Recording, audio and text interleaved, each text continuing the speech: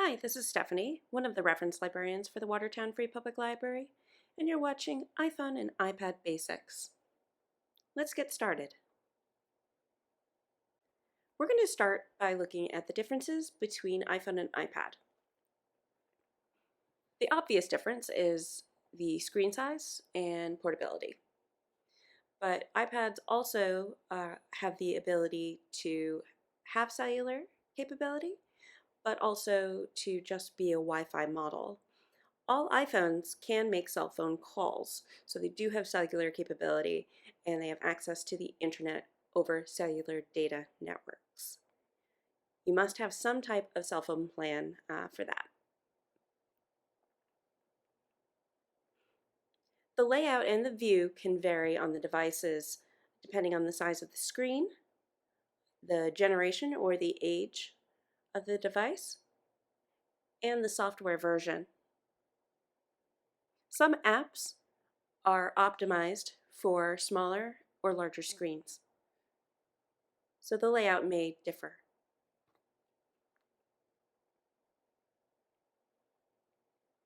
But they can both wirelessly connect to the internet via Wi-Fi. With Wi-Fi, you can access the internet, use apps, stream music and video, make FaceTime calls, and message. Most apps are available for both iPhones and iPads, though as I mentioned, some of them are optimized for the bigger or smaller screens. Both devices are part of the Apple ecosystem, which means that they work with Apple apps and they run iOS software. Out of the box, your Apple device will walk you through the setup process. This is where you choose your language, location preferences, privacy settings, and set up a passcode for your device. Do not forget your passcode. It's very important that you have a memorable passcode, but not one that's easily guessed, and that you keep it in a secure location so that you can refer to it later. If you forget your passcode, you're locked out of your device until someone from Apple can help you. For newer devices, an alternative to using your passcode is Touch ID. Your phone or iPad stores your fingerprints, and they recognize your fingerprints for logins and purchases. The newest devices also have Face ID. So we're going to go over basic navigation and gestures for the iPhone. Swiping is when you move one finger across the screen without picking it up. To scroll, move side to side, or to pull up menus. This is the control center. We'll visit this again later. From your lock screen, you can access information by swiping from the left to the right. This shows you notifications like news, weather, calendar. From the lock screen, you can also access your camera for quick photo shots.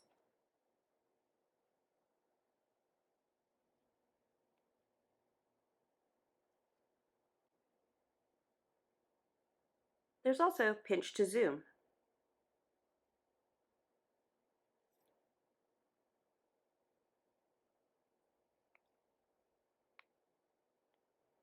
Here I'm scrolling, and now I'm using pinch to zoom into the text.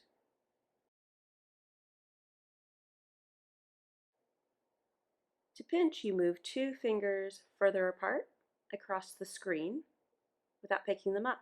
To zoom into text or a photo, if you take two fingers and move them closer together, you zoom out.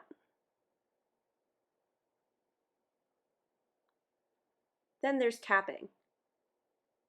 Tapping is basically what you usually use your cursor for on your computer. So you tap one finger quickly on the screen to select or open.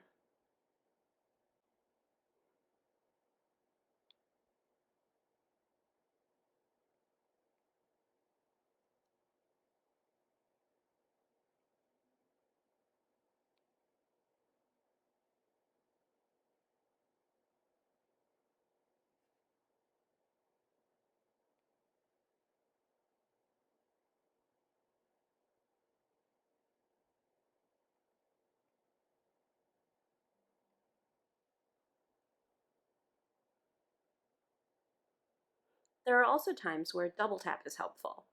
You quickly tap one finger 2 times to zoom in or zoom out. Double clicking allows you to use that with the home button for the app switcher. You take your finger, usually your thumb, and double click the home button. This is the app switcher. It shows you that I have Safari open and weather, the App Store, settings, news, and music. It also allows me to navigate. So just by swiping, I'm able to navigate through the different apps. If I wanted to hop into the music app, I just tap on that window with my finger, and I have access to the music.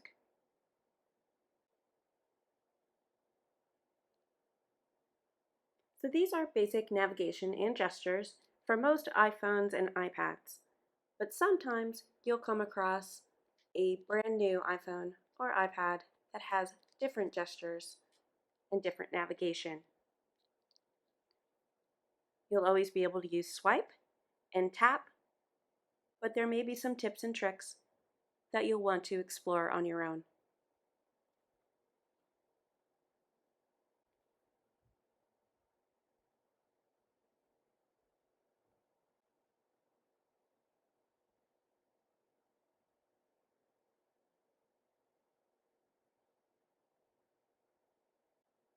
These are the same gestures that you use for the iPad. The one gesture that is not as helpful with iPhones is the all finger pinch. By pinching all your fingers together, you can return to the home screen. Let's explore the Control Center. You can always access Control Center from any screen by swiping up from the bottom of the screen. For iPhones without a home button, you swipe from the top right corner. Control Center on the iPhone includes the most used tasks. For instance, you have the little airplane that puts your phone in airplane mode, the Wi-Fi symbol below that. You can turn off the Wi-Fi, turn it back on. Bluetooth is right next to that. So if your iPhone has any Bluetooth devices to pair with, you can control your Bluetooth connectivity with this button. You'll see the basic navigation controls for music: play and pause, forward a track, back a track. You also see brightness. From the screen, you can just control your brightness by sliding your finger. If you hold it down, you get some more options. There's dark mode, night shift, and true tone is on.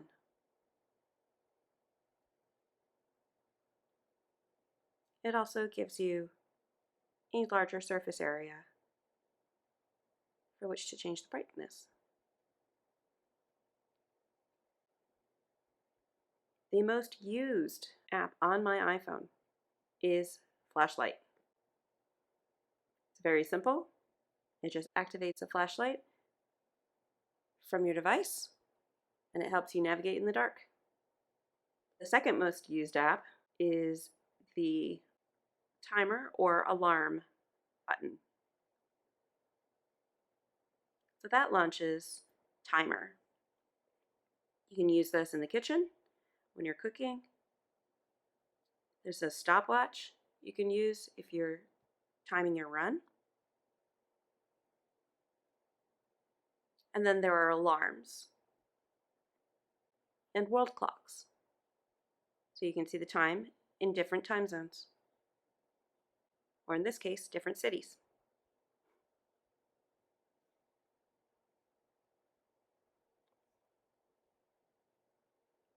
Once again, I can return to the control center by swiping up. Here you'll also find the calculator and also access to your camera. The moon icon is the Do Not Disturb option, and the lock icon allows you to lock your phone in either portrait or landscape orientation. This is really helpful if you are traveling on the T and your device is moving around a lot. iPads have similar control center options, including airplane mode, Wi-Fi, Bluetooth, do not disturb, screen lock, brightness control, AirPlay mirroring, which is what this iPhone is doing right now,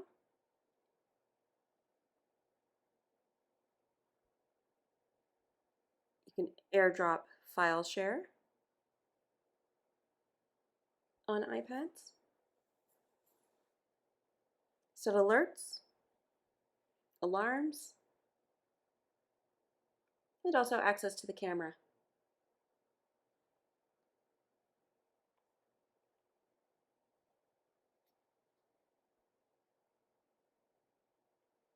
So as we've discussed before, iPhones are multitasking devices. Clicking on the home button allows you to bring up the app switcher. When you are done using an app for a while, it's recommended that you close it, or make a habit of closing your apps periodically. To close an app, launch the app switcher by double-clicking, and then swipe up to close the app. Know that just by closing the app doesn't mean that you're losing your information. You'll launch the app and it will be right where you left off. There are some icons and symbols you should know.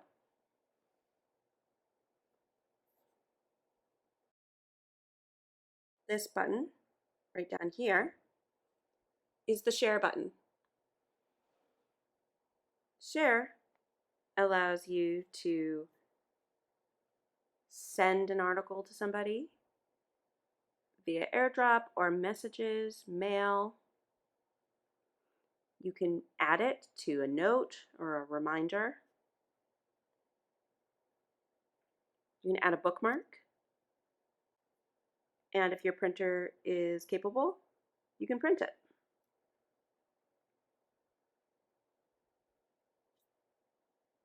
The options vary depending on what it is that you're sharing.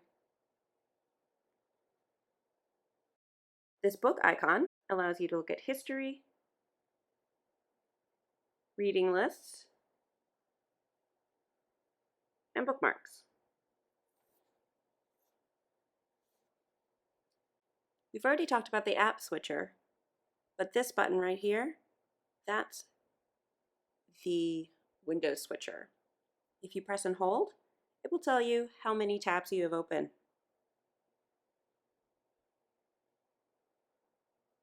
If you tap it once, it shows you all of the different tabs that are open. If you want to go to a different tab, click on the window you're looking for.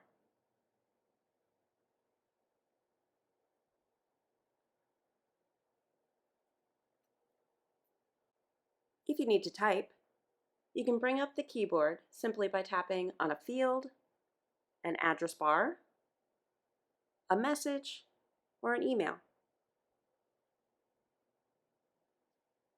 The keyboard defaults to letters, and in order to capitalize a letter, you click the up arrow. If you want all caps, just double tap on the up arrow. A little line appears letting you know that caps lock is active.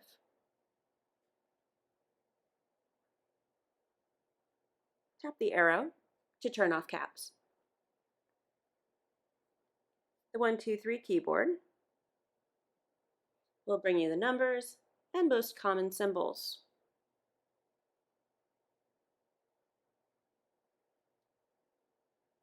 The pound sign, or hashtag, plus and equal sign will bring up more symbols.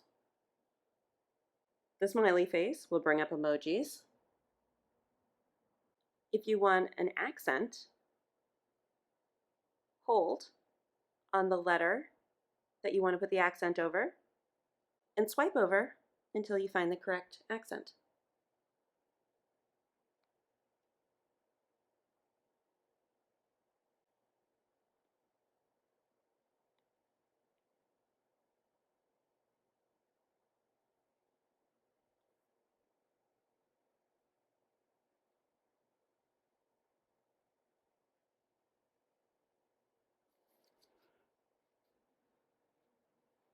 As you can see, the keyboard has predictive text options. It also suggests emojis. This can be changed in Settings, General, and Keyboard.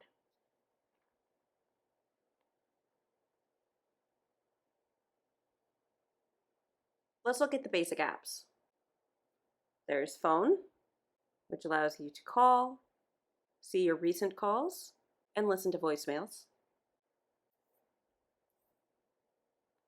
Mail, where you can set up your email or email addresses. This is done under Settings. FaceTime allows you to video call. Safari takes you to the internet, here. Maps helps you find info and get directions. Camera. Photos, which is the kaleidoscope down here. It allows you to organize, edit, and store your photographs.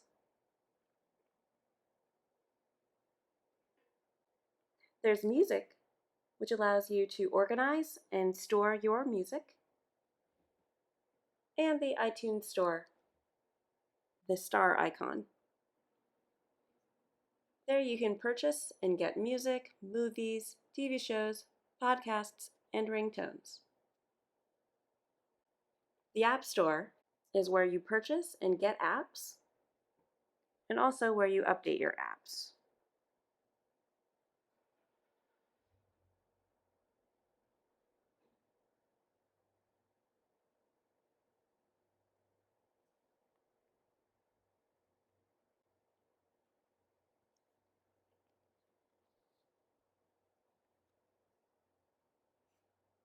There's the clock, which brings you to the clock, the timer, the alarm, and the calculator, calendar, weather. Contacts is your address book. Notes is where you can take notes. Reminders, say you want to write a grocery list, or reminders for a packing list.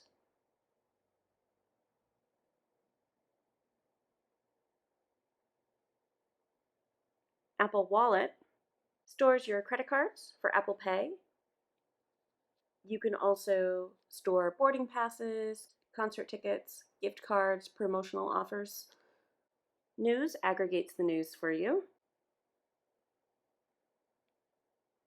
And Podcasts allows you to store your podcasts. Let's go into Settings. Above is your Apple ID and cloud information that you set up with your device. Below screen time is General. Under General About, you can see what software version you're currently running, as well as the model name for your iPhone or iPad. Wi-Fi shows you what network you're attached to. Bluetooth connects you to Bluetooth devices like headphones, speakers, car stereos. Cellular will help you turn on and off your cellular connection, which is useful to avoid roaming charges. Notifications are customizable per app. These allow you to set how much, or if you want, to hear from specific apps. Types of notifications are banners, which are messages that appear at the top of the screen. Sounds. Badges are the red dots with the number that appears on the home screen. So here, Mail is telling me that I have 35 unread email messages. There's also sounds and haptics. This allows you to set what you hear and also what you feel. So if you set vibrate on ring, when your phone rings, your phone will also vibrate. There's also an option for pulse, which allows you to receive a pulse with turn-by-turn walking directions. So if you're meant to make a right turn, you'll get a little pulse on your phone that indicates that you're supposed to turn. And then there's the ever important do not disturb. This can be scheduled and will override most alerts and notifications. It does not override the alarm clock. You can also customize do not disturb so that it allows calls and messages from specific people, and also if you are receiving repeated calls from the same number.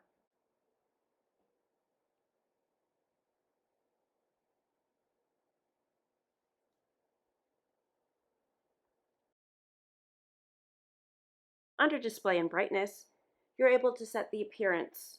In the newer updates, you can choose a light or dark option. You can also set that to change automatically.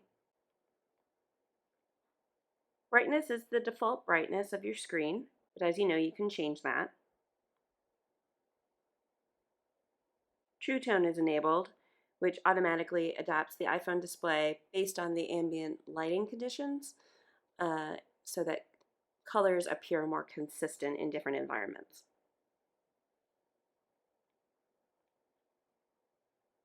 Night Shift allows you to filter out the blue light that can make it difficult to fall asleep. So for instance, my screen at 10 p.m. filters out the blue light until 7 a.m. You can also choose when your phone auto locks. This is set to 3 minutes. It can be as little as 30 seconds, and you can also tell it never to auto lock. For battery saving purposes, I recommend setting some kind of limitation. Raise to wake means that when I lift my phone, it automatically wakes up, meaning that it's ready for me to either scan my fingerprint or type in my passcode. You can also change the text size from here and decide whether you want to bold your text. And you can change the size of the icons. Wallpaper allows you to set the lock screen image as well as the home screen image. Siri and search. Here you can enable Hey Siri.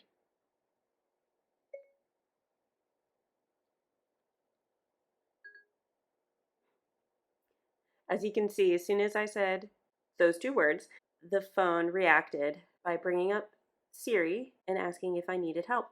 This is helpful if your phone isn't right next to you and you need to ask Siri a question or have Siri do something like turn off music or set an alarm or send a text. This is also helpful with hands-free driving. Under Touch ID and Passcode or Face ID and Passcode, you can update your scans and update your passcode. Passcode also allows you to go from 4 to 6 numbers for your passcode to enhance security. Under Mail, You can add a new email account. Privacy allows you to change your location services permissions, which includes apps that can locate you, like Maps or Waze. You can also choose what apps can access other apps. For example, Expedia travel app is allowed to talk to my calendar app. So Expedia, when I book travel, will then send my itinerary to calendar. You can always adjust your permissions at any time. Let's take a look at cellular. So cellular not only chooses to allow cellular data, as you can see, I can toggle the switch from here, but it also chooses what apps you allow to use cellular data. Some apps you may want to use cellular data are things like Maps and Google Maps, Waze, transit apps, but there may be some others that you don't want to use cellular data for.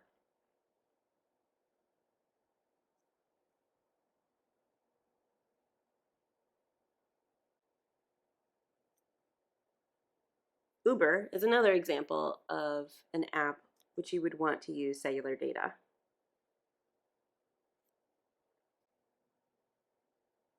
Regardless, you can change your mind at any time under Settings and Cellular.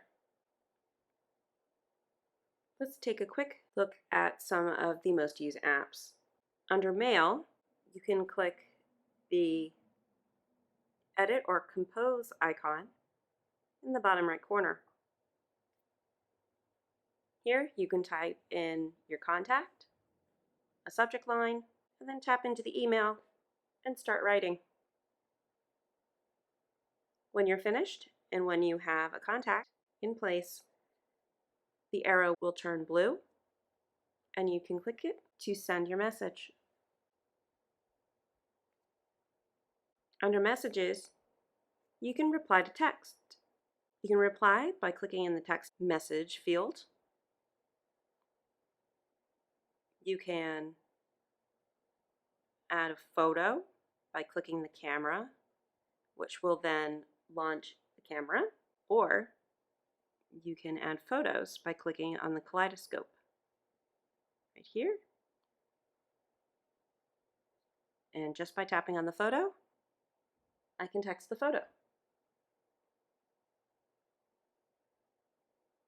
One other neat thing is if you press and hold on the send arrow, you can send your text with an effect or a full screen effect, like a spotlight, celebration,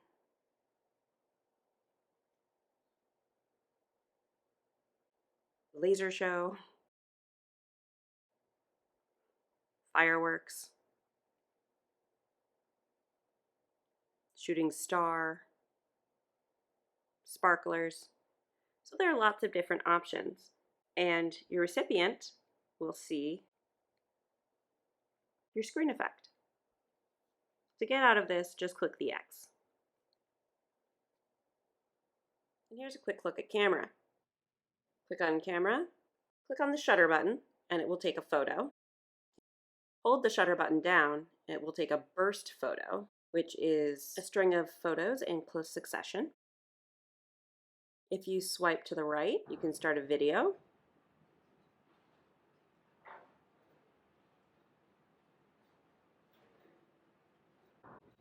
You can do slow-mo,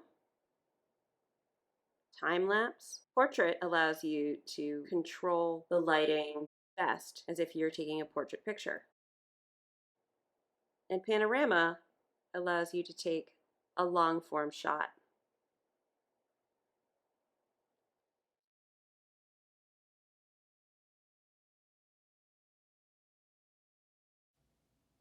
There are also built-in filters. In the top right corner is the filter option. Choose that.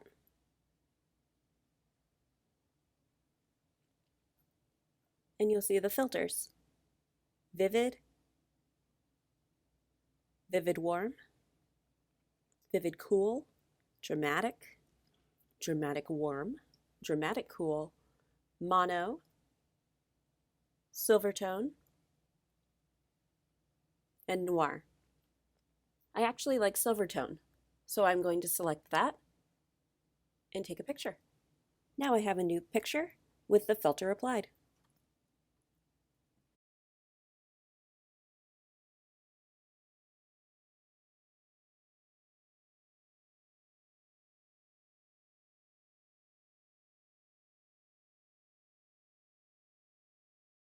You can also flip the camera using the camera icon in the bottom right corner for selfies. I can click Edit if I want to crop the image or change something else. You'll also see the Share button. Let's look at the edit options.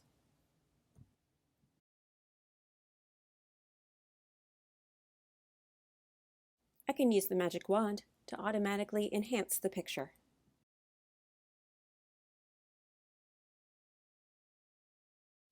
I can change the brightness levels or sharpen the picture.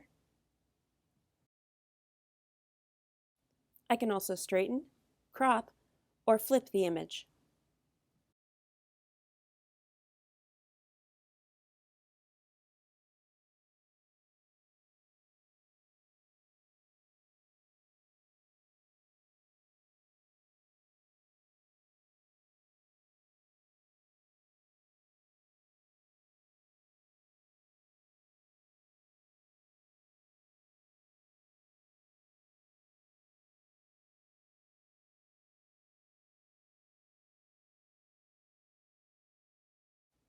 I can crop using the frame,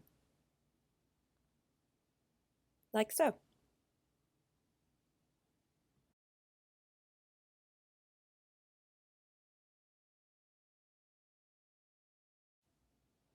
If I like it, I can choose Done. I can reset to the original image, or I can click Cancel.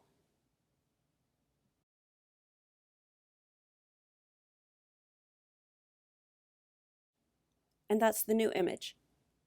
This is all non-destructive editing, which means that if I ever want to change my mind, I can go back and click Revert.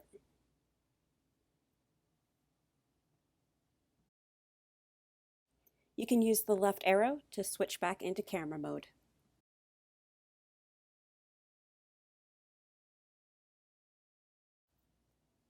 Photos allows you to see your most recent pictures, your albums,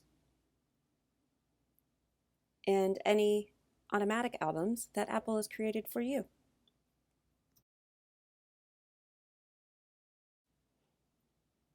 Under the Photos option, all of your images are organized chronologically.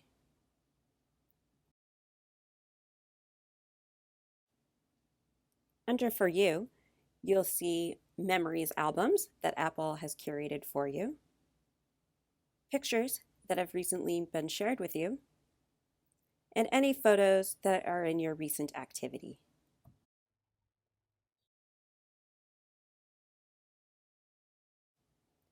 Finally, under Music, you can organize your playlists, albums, and tracks. Right now I'm looking at the album Amidst the Chaos by Sarah Bareilles. See the check mark that says downloaded? This means that the album is available to me even off of Wi-Fi.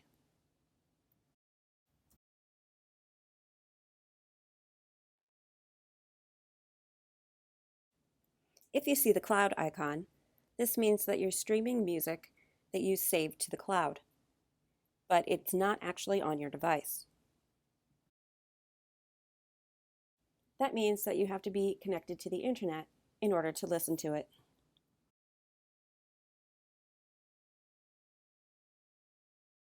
To fix this, simply click on the cloud icon and it will be downloaded to your device.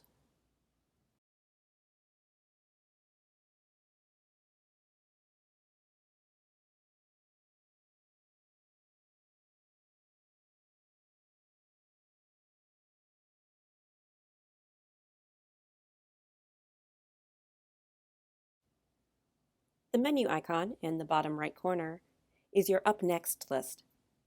This allows you to control playback, even outside of a playlist.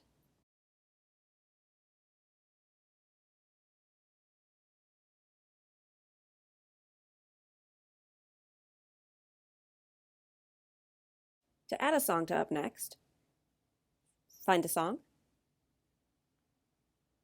tap and hold, and choose Play Next.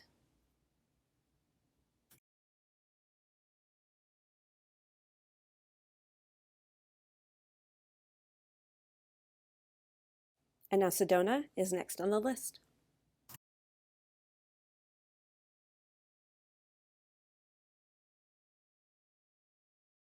And that's the Music app. As you can see, iPhones and iPads are multitasking devices, and you'll find many uses for them. I hope you've enjoyed this class on iPhone and iPad basics.